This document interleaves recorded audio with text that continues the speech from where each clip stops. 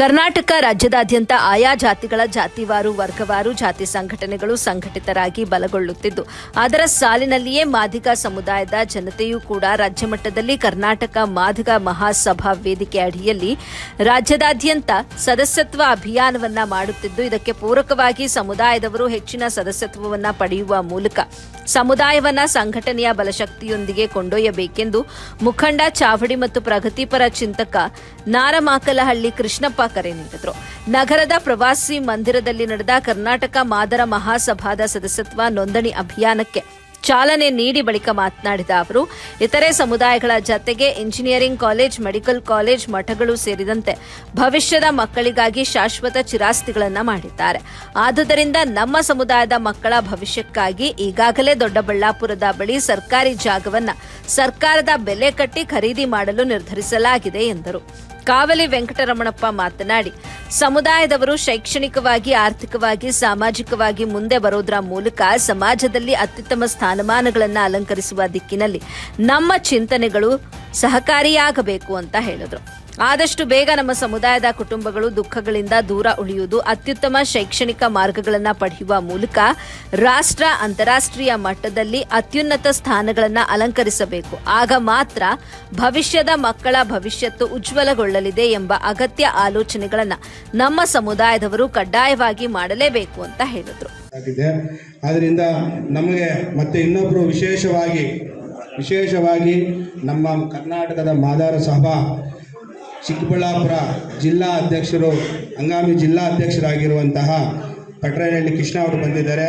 ಅವ್ರಿಗೂ ಸಹ ಸ್ವಾಗತವನ್ನು ನಾವು ಕೋರ್ತಾ, ಯಾಕಂದರೆ ಇವರು ನಮ್ಮ ಮಾದಿಗ ಮಹಾಸಭಾದ ಜಿಲ್ಲಾಧ್ಯಕ್ಷರಾಗಿ ನಮ್ಮ ಮುಖಂಡರು ಮತ್ತು ನಮ್ಮ ಮಾದಿಗ ಸಮುದಾಯ ಇರುವಂತಹ ಮುಖಂಡರು, ಹಿರಿಯ ಮುಖಂಡರೆಲ್ಲರೂ ಸಹ ಇವರಿಗೆ ಜವಾಬ್ದಾರಿಯನ್ನು ನೀಡಿದ್ದು, ಅವರ ಜವಾಬ್ದಾರಿಯುತವಾಗಿ ಮತ್ತು ಚಿಕ್ಕಬಳ್ಳಾಪುರ ಡಿಸ್ಟಿಕ್ ಉಸ್ತುವಾರಿಯಾಗಿ ಮತ್ತು ಅಧ್ಯಕ್ಷರಾಗಿ ಅವರನ್ನು ನೇಮಕ ಮಾಡಿರುವುದರಿಂದ ಅವರು ಸಹ ಈ ಕಾರ್ಯಕ್ರಮಕ್ಕೆ ಇದು ಅನಿವಾರ್ಯನೂ ಸಹಿತ. ಈಗ ಒಂದೇನೆಂದರೆ, ಈ ಸಭೆ ಮಾಡ್ತಾ ಇರೋ ಉದ್ದೇಶ, ನೀವು ಯಾವ ಪಾರ್ಟಿ ಆದರೂ ಇಟ್ಕೊಳ್ಳಿ, ಯಾವ ಪಕ್ಷದಲ್ಲಾದರೂ ಇರಲಿ, ಪಕ್ಷಾತೀತವಾಗಿ ಇದನ್ನು ಯೋಚನೆ ಮಾಡಿರ್ತಕ್ಕಂಥದ್ದು.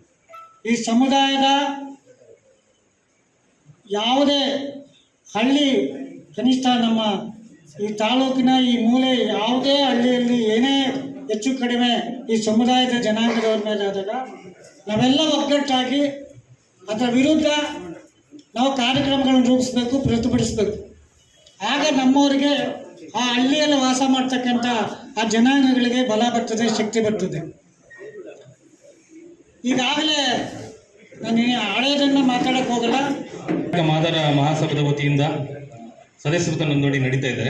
ಇದರ ಉದ್ದೇಶಗಳನ್ನು ಸ್ವಲ್ಪ ನಮ್ಮ ಕೃಷ್ಣಣ್ಣವರು ಸ್ವಲ್ಪ ಸವಿರವಾಗಿ ವಿವರಿಸಿದ್ದಾರೆ. ಯಾಕಂದರೆ ಬಹುಶಃ ಯಾವುದಾದ್ರೂ ಒಂದು ಸಮುದಾಯ ಇಲ್ಲಿವರೆಗೂ ತಮ್ಮದೇ ಸಮುದಾಯಗಳಿಂದನೇ ಮೋಸ ಹೋಗಿದ್ದಾರೆ ಅಂದರೆ ಅದು ನಮ್ಮ ಸಮುದಾಯ ಮಾತ್ರ. ಬೇರೆಯವರು ಇಲ್ಲಿ ನಮ್ಮಿಂದ ನಮಗೆ ನಾವೇ ಮೋಸ ಆಗಿರೋರು ಯಾರಾದ್ರು ಇದ್ದಾರೆ ಅಂದರೆ ನಾವೇ. ಹಾಗಾಗಿ ಎಲ್ರಿಗೂ ಒಂದು ಸಣ್ಣ ಅನುಮಾನ, ಏನಪ್ಪ ನಮ್ಮಲ್ಲಿ ಯಾರ್ಯಾರು ಬರ್ತಾರೆ ಪೊಲಿಟಿಕಲ್ ಒಳ್ಳೆ ಲೀಡರ್ಗಳೆಲ್ಲ ಬಂದರು, ನಮ್ಮ ಸಮುದಾಯ ಏನೂ ಮಾಡಲಿಲ್ಲ. ಇವಷ್ಟುವರೆಗೂ ಯಾರ್ಯಾರು ಏನೇನೋ ವೈಯಕ್ತಿಕವಾಗಿ ಏನೇನು ಬೆಳೆದಿದ್ದಾರೋ ಅವರೆಲ್ಲ ವೈಯಕ್ತಿಕವಾಗಿ ಬೆಳೆದಿರೋದು. ಮಾದಿಗ ಮಾದಾರ ಮಹಾಸಭೆಗೆ ಇವತ್ತು ನಮ್ಮ ಕರ್ನಾಟಕ ಮಾದಾರ ಮಹಾಸಭಾ ಮೊಟ್ಟ ಮೊದಲನೇದಾಗಿ KH ಮುನಿಯಪ್ಪನವರು ಆದಿಜಾಂಬವ ಸಂಘ ಅಂತ ಪ್ರಾರಂಭ ಮಾಡಿದ್ರು.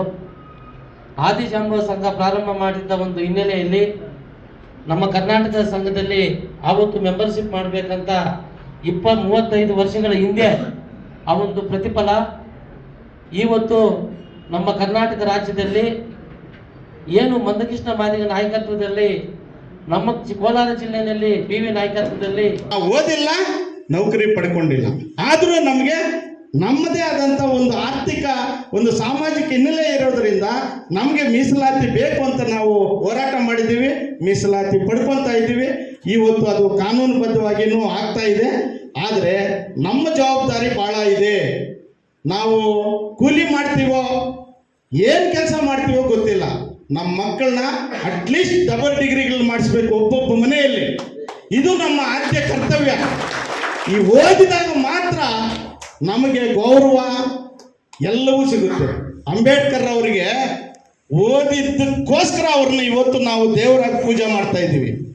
ಆ ಓದು ನಮ್ಮಲ್ಲಿದ್ದರೆ ಮಾತ್ರ ನಮ್ಮ ಸಮಾಜವನ್ನು ಕಟ್ಟಕ್ಕಾಗುತ್ತೆ. ನಮಗೆ ಆಗಿರ್ತಕ್ಕಂಥ ದೇವರು, ಗಂಡರು, ಭಕ್ತಿ, ಪೂರ್ವ ಭಾವ ಇರ್ತಕ್ಕಂಥದ್ದು ಇತಿಹಾಸದಲ್ಲಿ ಅನೇಕ ವಿಚಾರಗಳು ಧಾರ್ಮಿಕ ಕ್ಷೇತ್ರಗಳಲ್ಲಿ ಪರಂಪರೆಯಲ್ಲಿ ಉಲ್ಲೇಖ ಆಗಿರ್ತಕ್ಕಂಥದ್ದು ನಿಮಗೆಲ್ಲ ಗೊತ್ತಿರದೇ ಇರತಕ್ಕಂಥದ್ದು ನನ್ನ ಭಾವನೆ.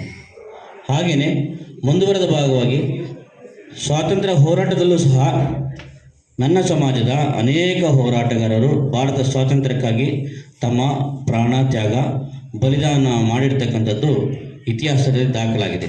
ಆದರೆ ನಮ್ಮ ಯುವ ಮಿತ್ರರಿಗೆ, ನಮ್ಮ ಸಮುದಾಯದ ಅನೇಕರಿಗೆ ಈ ಸತ್ಯವನ್ನು ತಿಳಿದ ಹಾಗೆ ಒಂದು ವ್ಯವಸ್ಥಿತವಾಗಿರ್ತಕ್ಕಂಥ ಪಟ್ಟಭದ್ರ ಹಿತಾಸಕ್ತಿಗಳು ನಮ್ಮ ಇತಿಹಾಸವನ್ನು ಮರೆಮಾಚಿರ್ತಕ್ಕಂಥದ್ದು ಅಂತ ನನಗೂ ಸಹ ತಿಳಿದಿದೆ.